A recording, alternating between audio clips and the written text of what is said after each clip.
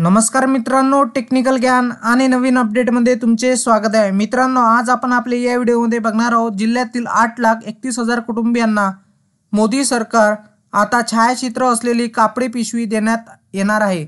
काय असणार मित्रांनो ही बातमी, चला तर बघूया आपल्याच्या या व्हिडिओच्या माध्यमातून। मित्रांनो, महिलांना मोफत साडी मिळाल्यानंतर आता स्वस्त धान्य दुकानातून रेशन घेणाऱ्या लाभार्थ्यांना पंतप्रधान नरेंद्र मोदीचे छायाचित्र असलेली कापडी पिशवी देण्यात येणार आहे। कारण मित्रांनो, आता महिलांना मोफत साडी मिळाल्यानंतर आता स्वस्त धान्य दुकानातून रेशन घेणाऱ्या लाभार्थ्यांना पंतप्रधान नरेंद्र मोदी यांनी छायाचित्र असलेली कापडी पिशवी देण्यात येत आहे। अंत्योदय अन्न योजना व प्राधान्य कुटुंब योजनेअंतर्गत धान्य घेणाऱ्या 8,31,000 कुटुंबियांना ही पिशवी मिळणार आहे।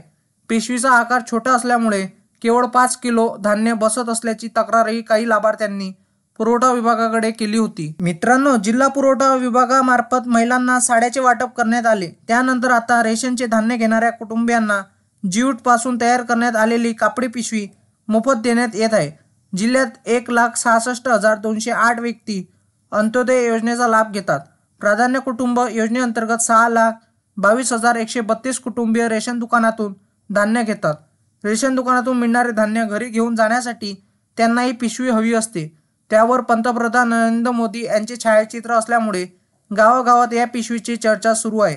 जिल्हा पुरवठा विभागाला प्राप्त झालेल्या 8,31,000 पिशव्यापैकी 7,85,371 म्हणजे 94.51% पिशव्या गुदामातून जिल्ह्यातील 2,608 स्वस्त धान्य दुकानापर्यंत पोहोचल्या आहेत। मित्रांनो, ई पास मशीनवर लाभार्थ्यांचा अंगठा घेऊन 1,12,941 पिशव्याचे वाटप पूर्ण झाले आहे।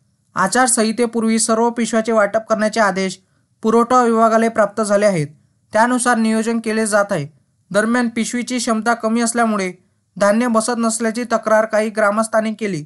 त्यामुळे एका लाभार्थ्याला 2 पिशव्या देण्याची मागणी होऊ लागली आहे। स्वस्त धान्य दुकानामार्फत पिशव्याचे वाटप सुरू आहे।